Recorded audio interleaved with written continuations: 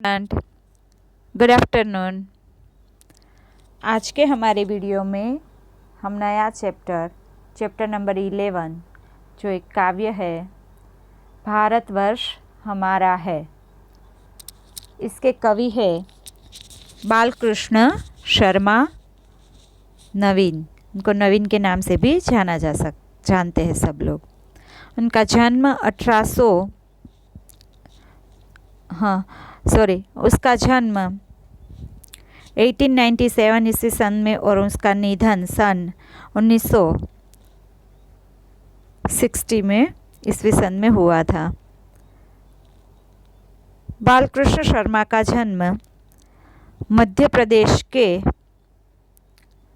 शाजापुर परगन के मदाना गांव में हुआ था।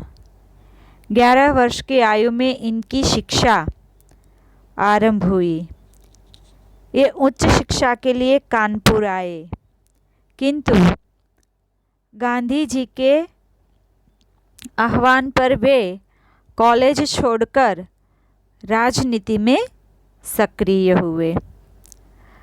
स्वतंत्रता आंदोलन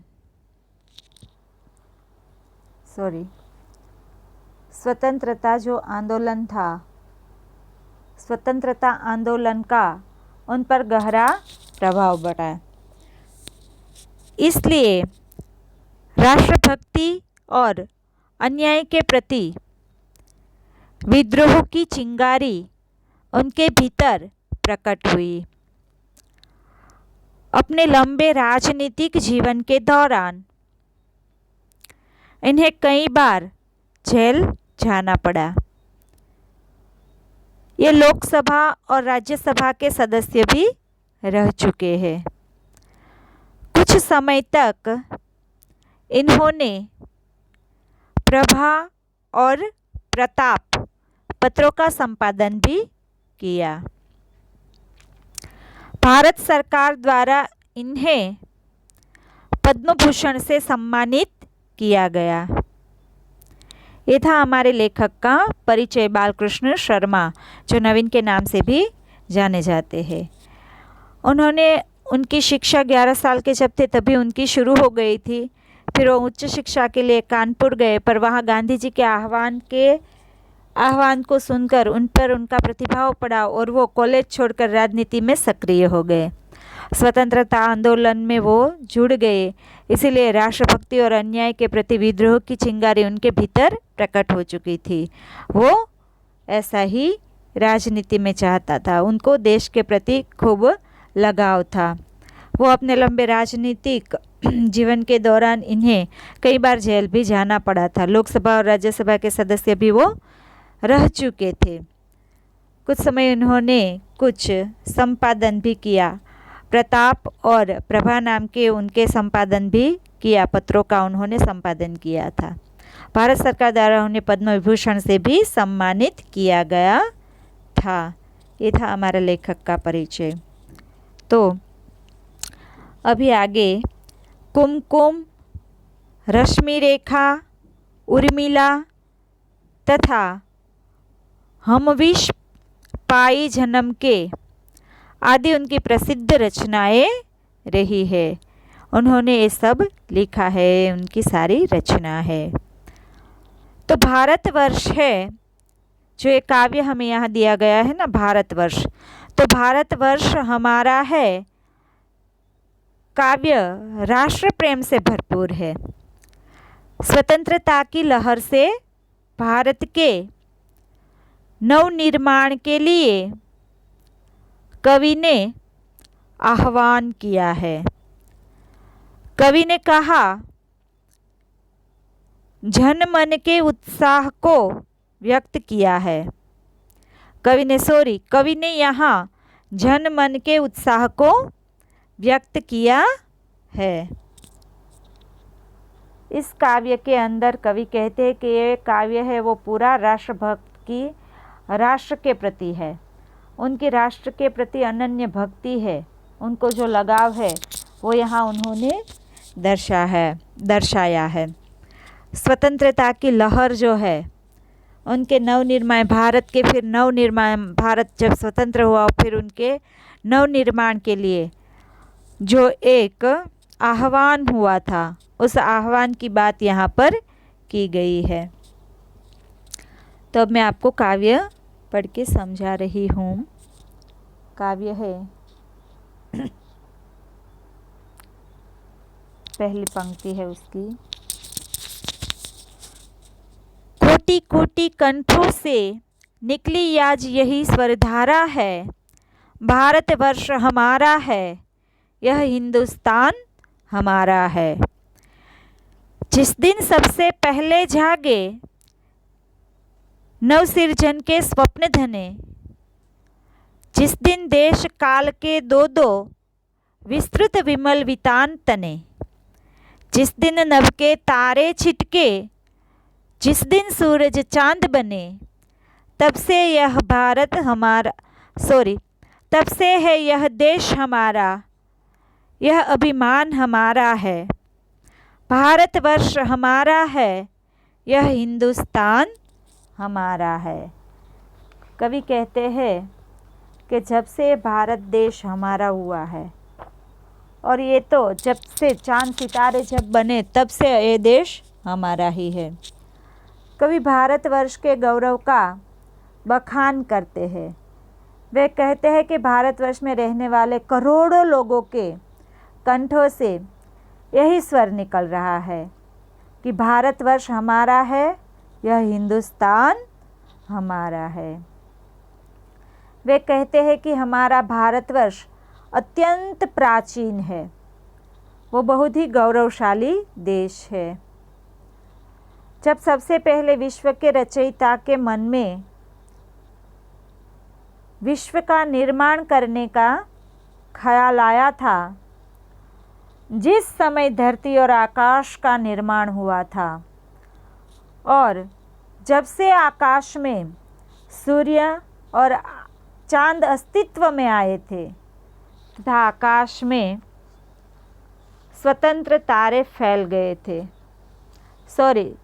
जब आकाश में सर्वत्र तारे फैल गए थे, तब से भारत देश यह हमारा देश है, उनका अस्तित्व है वो हमारा है। हम अपने देश पर हमें गर्व है, यह भारतवर्ष हमारा है, यह हिंदुस्तान हमारा है। कवि ये कहते हैं कि ये भारत देश चांद सितारों का जब अस्तित्व आया तब से ये देश हमारा है। आगे, जबकि घटाओं ने सीखा था सबसे पहले घराना, पहले पहल हवाओं ने जब सीखा था कुछ हहराना, जबकि जल्दी सब सीख रहे थे सबसे पहले लहराना। उसी अनादि आदि क्षण से यह जन्म स्थान हमारा है, भारतवर्ष हमारा है, यह हिंदुस्तान हमारा है। आगे कवि क्या कहते हैं? वो कहते हैं कि हमारा भारत उस समय से अस्तित्व में है जब बादलों ने पहले पहल आसमान में उमड़ घुमड़ कर गरजना सीखा था। जब बादलों ने गरजना सीखा था तब से कवि कहते हैं कि भारत देश हमारा है।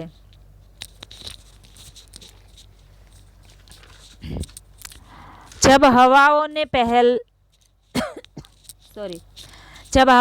पहले अपनी गति से लोगों को कुछ दहलाना सीखा था, जब सारे समुद्रों ने पहले लहरें उठनी शुरू हुई थी, सारे समुद्र के अंदर जब लहरें उठी थी, जब वो पहल शुरू हुई थी, तब से ये भारत देश हमारा है, ऐसा कहते हैं। तब सृष्टि का यह आदि काल था। कवि कहते हैं कि उसी अनादि आदि काल से हमारा देश भारतवर्ष हमारा जन्म स्थान रहा है। यह भारतवर्ष हमारा है और यह हिंदुस्तान हमारा है, तब से ये भारत देश हमारा ही है। आगे लास्ट पंक्ति। गरज उठे 42 कोटि जन, सुनिए वचन उत्साह भरे, कांप उठे प्रतीक पक्षी जनगण, उनके अंतस्थल सिहरे, आज नए युग के नयनों से ज्वलिन अग्नि के पुंज भरे। कौन सामने आएगा, यह देश महान हमारा है, भारतवर्ष हमारा है, यह हिंदुस्तान हमारा है। आगे कवि क्या कहते हैं? कवि कहते हैं कि भारतवर्ष की समूची 42 करोड़ जनता एक स्वर में ये कहती है, ये गुनगुनाती है कि भारतवर्ष हमारा है, यह हिंदुस्तान हमारा है। इसका हुंकार भर रही है। वे कहते हैं कि देशवासियों के यह उत्साह भरे वचन सुनकर हमारे विरोधियों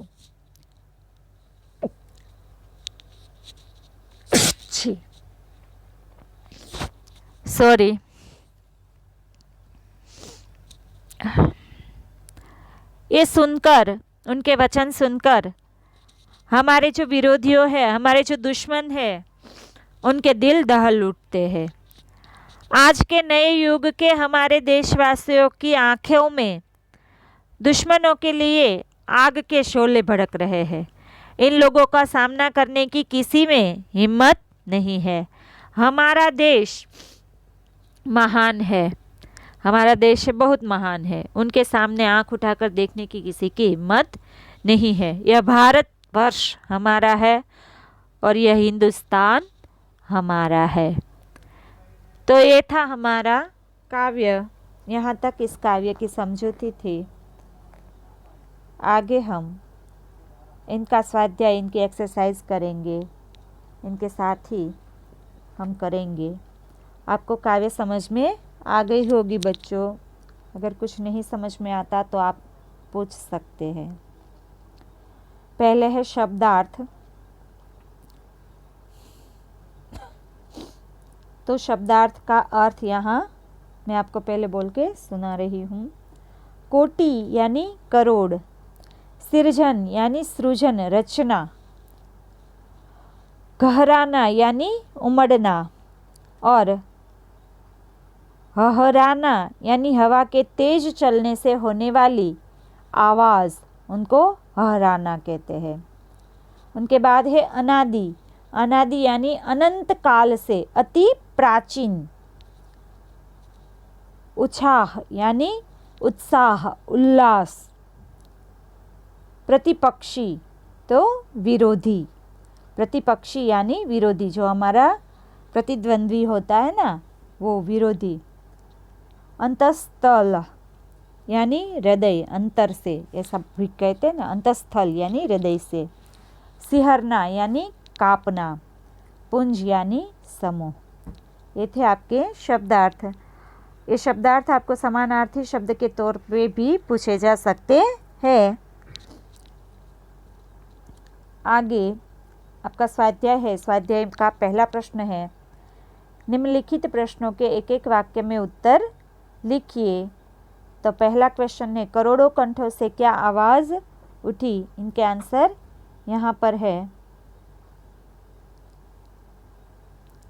पहला क्वेश्चन है, निम्नलिखित प्रश्नों के एक एक वाक्य में उत्तर लिखिए। तो उनका पहला क्वेश्चन है, करोड़ों कंठों से क्या क्या आवाज़ उठी? तो उनका आंसर है, करोड़ों कंठों से यह आवाज़ उठी कि भारतवर्ष हमारा है, यह हिंदुस्तान हमारा है। का दूसरा क्वेश्चन है, हिंदुस्तान के प्रति जनता का अभिमान कब से है?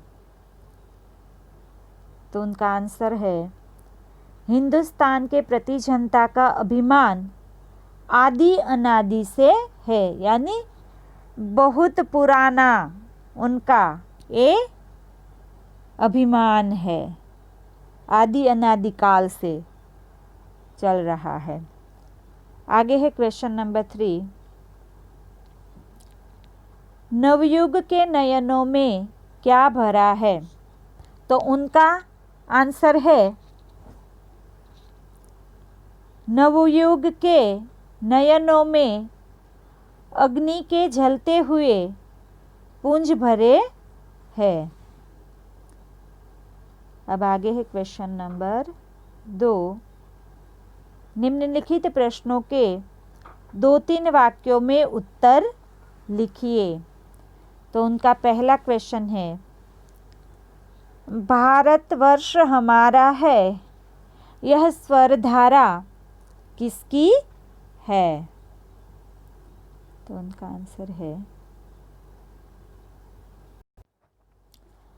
आंसर है भारतवर्ष में करोड़ों लोग रहते हैं। भारतवर्ष के सभी लोग भारतवर्ष हमारा है का स्वर बुलंद करते हैं। यह स्वर धारा भारतवर्ष के करोड़ों करोड़ों लोगों की है।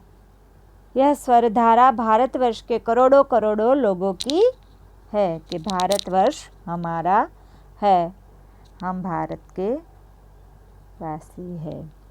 तो आगे अब क्वेश्चन नंबर 2 है, नवसर्जन के स्थान कब से लोग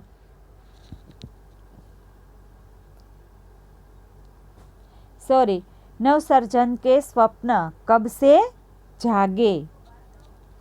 आंसर है जिस दिन सबसे पहले देश के नवनिर्माण की अनेक कल्पनाएं हमारे मन में उठी। देश काल के दो विशाल और सुंदर वितानों की रचना हुई। जिस दिन आकाश में असंख्य तारे छिटके और सूरज तारे अस्तित्व में आए, उसी समय से नवसर्जन के स्वर जागे थे। अब आगे है क्वेश्चन नंबर 3। भारतवर्ष हमारा जन्म स्थान कब से है? तो उनका आंसर है हमारा देश भारतवर्ष बहुत प्राचीन देश है। जब घटाओं ने सबसे पहले गहराना सीखा था, जब पहले पहल हवाओं ने हराना सीखा था और सभी समुद्र लहराना सीख रहे थे, उस समय से भारतवर्ष हमारा जन्म स्थान है। अर्थात अनादि आदि काल से भारतवर्ष हमारा जन्म स्थान है। यह हमारे कवि की कल्पना है कि भारतवर्ष इतना पुराना है, आदि अनादि काल से वो हमारा देश है। जब से पहली बार घटाओं ने, क्या कहते हैं कि प्राचीन देश ये हमारा है, जब घटाओं ने सबसे पहले गहराना सीखा था और जब पहले हवाओं ने हराना सीखा था, तब से ये भारत देश हमारा है। और कहते हैं कि जब सभी समुद्रों में लहराना सीखा था, उस समय से भारतवर्ष हमारा जन्म स्थल है। अर्थात ये हमारा जो भारत देश हो वो बहुत पुराना है, आदि अनादि काल से ये भारत देश हमारा है, ऐसा कहते हैं। अब आगे है क्वेश्चन नंबर 4।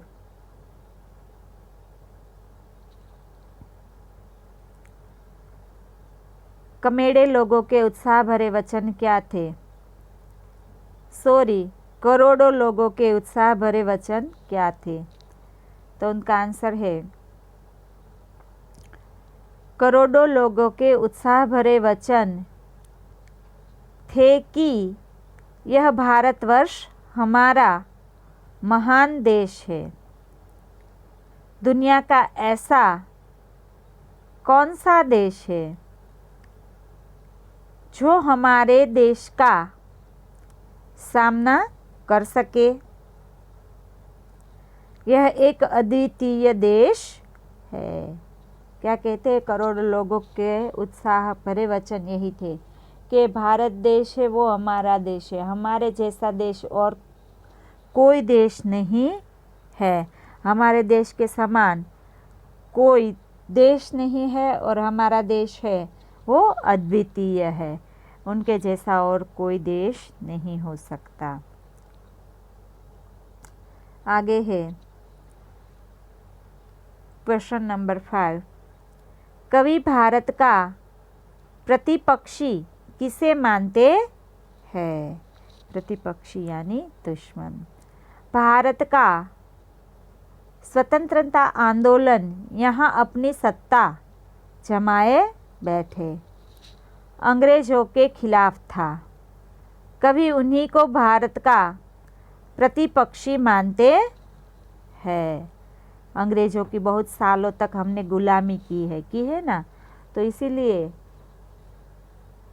कवि मानते हैं कि वो हमारे प्रतिपक्षी, हमारे दुश्मन है। प्रतिपक्षी यानी दुश्मन। अब है आगे क्वेश्चन नंबर 3। निम्नलिखित प्रश्नों के 4-5 वाक्य में उत्तर लिखिए। पहला क्वेश्चन है, हिंदुस्तान हमारा है, स्वरधारा किसकी और कब से है? आंसर 1। हिंदुस्तान हमारा है स्वरधारा हमारे देश में रहने वाले कोटि कोटि लोगों की है। जब से पृथ्वी और आकाश का उद्भव हुआ है और जब से आकाश में तारे छिटके और सूर्य चांद बने हैं, तभी से हमारे देश का अस्तित्व है। इस तरह यहाँ स्वरधारा है वो अनादि आदि काल से है। अब आगे है क्वेश्चन नंबर 2। कवि बालकृष्ण नवीन भारत के लिए क्या कहते हैं? तो आंसर नंबर 2। कवि बालकृष्ण शर्मा नवीन भारत के लिए कहते हैं कि हमारा देश भारतवर्ष बहुत प्राचीन देश है। यह अनादि आदि काल से हमारा जन्म स्थान है। इस बात का देश के 42 करोड़ निवासियों को गर्व है। उनकी गर्जना सुनकर दुश्मनों के हृदय सिहर उठते हैं। उनका सामना कोई नहीं कर सकता। भारतवर्ष एक महान देश है। यही हमारे कवि नवीन भारत देश के लिए कहते हैं कि हमारा देश बहुत पुराना है और ये हमारा देश है वो हमारा है। हमारे देश के जितने वासी थे तब हमारी जनसंख्या 42 करोड़ के आसपास होगी, इसलिए कवि ने उसके अंदर उनका उल्लेख किया है। पर आज हमारी जनसंख्या 125 करोड़ से ऊपर बढ़ चुकी है। तो कवि ने उस समय कहा है कि 42 करोड़ इन जनसंख्या की आवाज़ सुनकर हमारे जो दुश्मन है वो यहाँ से उनकी गर्जना सुनकर ही भाग जाएंगे। अब आगे है क्वेश्चन नंबर 4। निम्नलिखित का भावार्थ स्पष्ट कीजिए।